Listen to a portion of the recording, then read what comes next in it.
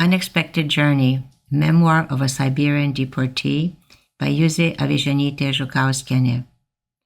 Translated from Lithuanian and narrated by Giedre Kumpikas, niece of the author, and by Isabelle Kumpikas, the sister of the author. Chapter 37, The First Prisoner. The winter of 1943 was nearing. In the fall of 1942, we had already successfully grown some potatoes in our garden. My husband and my son Ludas were working in the collective farm section of the cooperative union mill. Here, they received every day for their work 200 grams of flour. Working in the office, I knew when an animal was going down. On those occasions, I would ask for an allowance of some meat, although the meat of a starving animal was only bones and membranes.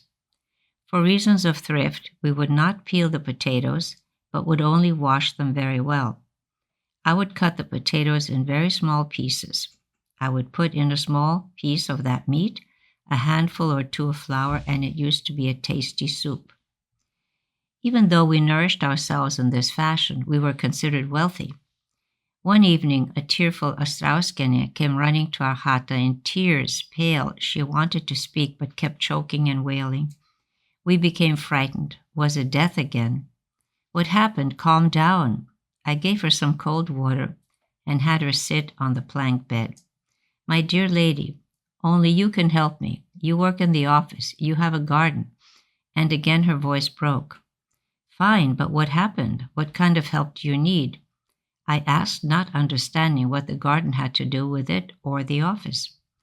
They have sentenced Vituka. Tomorrow they're driving him through Kramarovka to the jail in Tomsk. Again sobs. He has nothing to eat for the journey, and I have nothing either. Tomorrow they're driving him. Oh God, oh God. Wait, don't cry, sit down. You'll eat some soup. We'll help in whatever way we can, said my husband. And how did he wind up in court? The woman, having stopped sobbing, calmed down, started telling us the story. In the fall, he was taking grain by boat to Krylovka. The way was quite long, about 50 kilometers. On the way, even though the boat was full, it was going lightly down the stream. But on the way back, he had to go against the current. Vitukas was with a Russian, Kolya, both young, about 17, 18 years old. They were given 300 grams of bread each for 4 days. But it took them longer, and what is 300 grams when there is nothing else except river water? Kolya had at least taken a bottle of milk and a potato patty, but our boy, and tears again. They couldn't stand it anymore, but scooped up a small bag full of wheat, brought it back. At least we'll grind up some barley. The receiver at Krylovka wrote down a shortage of 13 kilograms. Our office informed the commandant. Kolya said that he and Vitas ate that wheat. There was a search. A militiaman came to our chata. I gave him that little bag. They drove Vituka and Kolya to Parvik. Today, Santalicha came running and informed us that they both were sentenced to 5 years of prison. And tomorrow they're being taken from Parvik to Tomsk. And he has nothing to eat for the journey. And again, tears.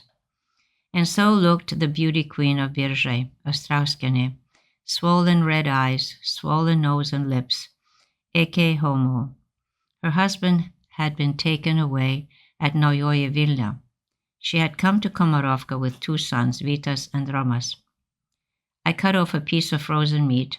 I brought half a pail of potatoes, a small bowl of flour. At least bake him some patties. Looking for words of gratitude, she took the treasures and ran off home.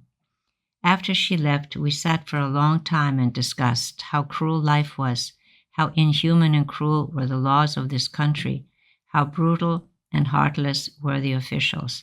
But was it their fault?